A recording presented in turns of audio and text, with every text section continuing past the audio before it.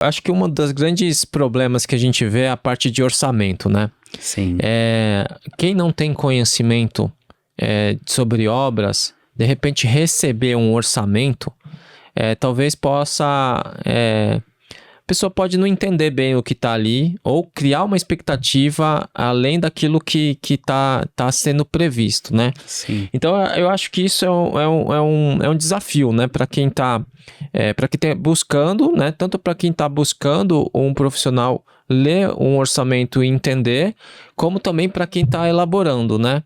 E eu queria, num primeiro momento, falar um pouquinho sobre isso, como que você elabora um orçamento detalhado de forma que quem está lendo consiga entender exatamente o que você vai entregar e, ao mesmo tempo, você consiga também se organizar em relação ao que você se comprometeu.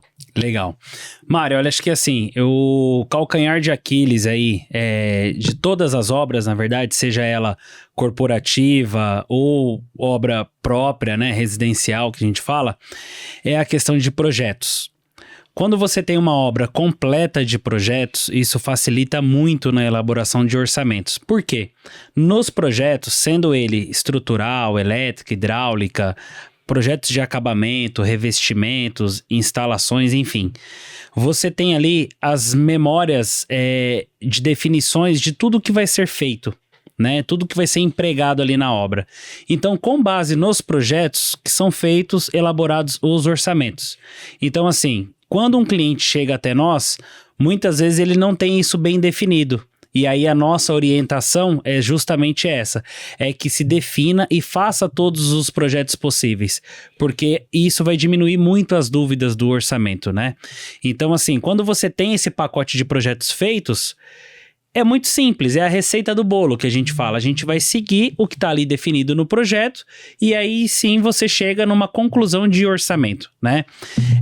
Isso é uma coisa bem cotidiana, porque, por exemplo, condomínios, né? Vai fazer uma reforma num condomínio, numa área comum ou algo do tipo.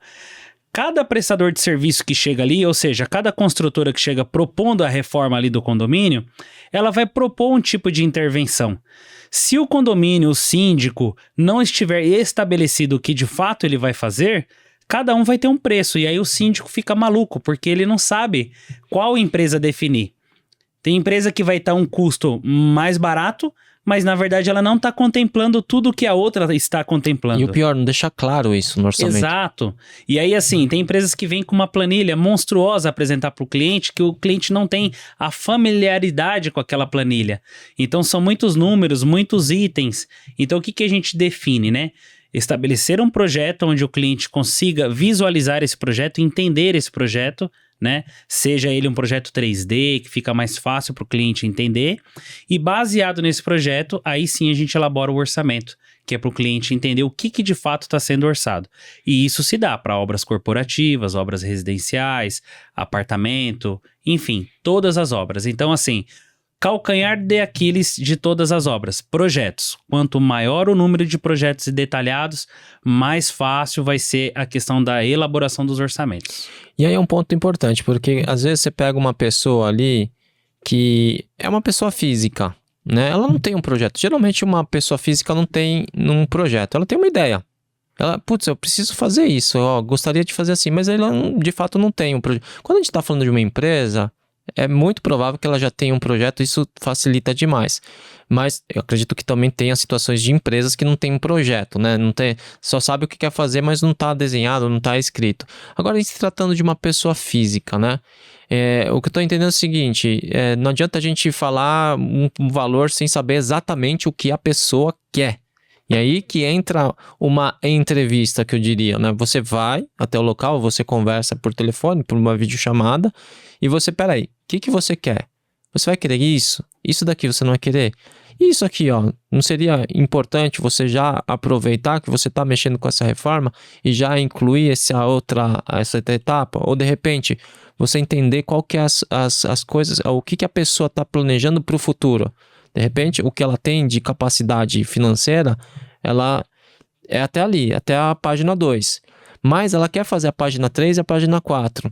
E aí, um olhar mais pensando no futuro é importante também. De repente, aumenta pouca coisa do orçamento, mas ela já está prevendo, né? A pessoa já está prevendo algo que vai acontecer no futuro. Então, acho que é importante, né, a gente falar de projeto, mas é muito legal essa parte de você também estar ali, acompanhar e perguntar, e entender bem o que a pessoa está planejando, certo ou não?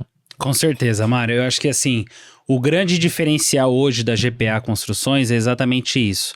Porque além do planejamento, gerenciamento e a execução da obra, nós oferecemos o pacote de projetos. Então, quando o cliente vem até nós, que ele tem a ideia muito bem definida na cabeça, mas isso ainda não está em projeto, nós podemos proporcionar para ele isso, sem que ele precise se recorrer a outros profissionais, a outras empresas. Então, centralizado na GPA, ele consegue contratar a parte de projetos, a parte de gerenciamento e a parte de execução de obras. Então, normalmente a gente faz uma primeira reunião, um briefing, né? Para entender a necessidade, entender a dor, entender o que o cliente necessita. Com base nisso, a gente oferece os pacotes de serviço, seja ele projetos ou execução da obra. E gerenciamento também. Então, assim, com base em tudo isso, que a gente entende o cronograma que vai seguir com aquele cliente. E assim a gente faz uma ótima prestação de serviço.